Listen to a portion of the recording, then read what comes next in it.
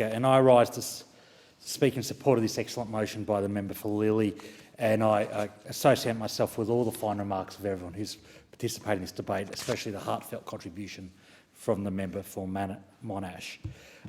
This motion recognises that we are coming up to Ovarian Cancer Awareness Month, and at the heart of this motion is an acknowledgement that there is so much more that this country, the government, this parliament can do to support women who contract this disease. I hold an annual fundraiser for Ovarian Cancer Australia, and this year's Morning Teal was held last Friday at Belmont Golf Club.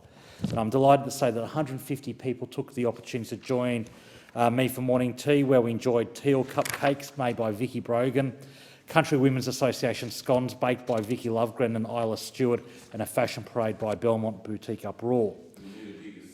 I will indeed, the number of scones I ate.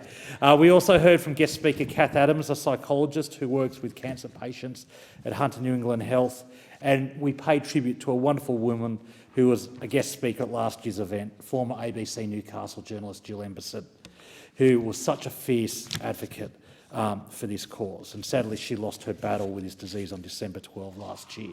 And she would demand, I knew Jill well, she would demand that I pause right now to remind everyone that she only had one symptom, and that was constipation. So other speakers have talked about the challenge of this disease, and Jill's passing was started with only one symptom.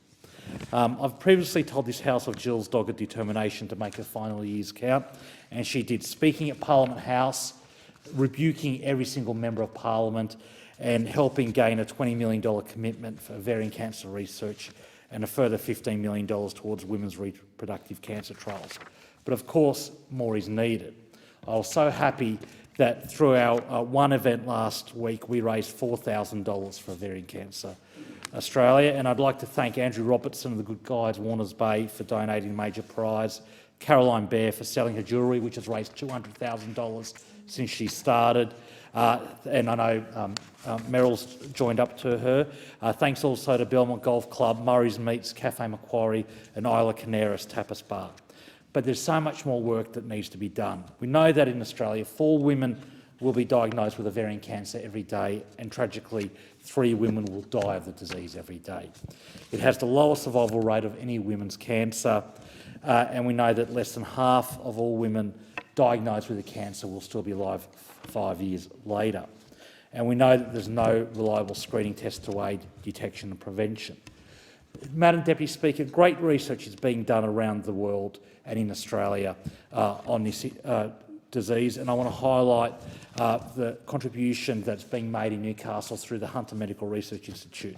In fact, Jill Emberson chose the HMRI to be the beneficiary of money she raised, and the money she raised in her name, and the result is a PhD scholarship that will build on the important research already occurring.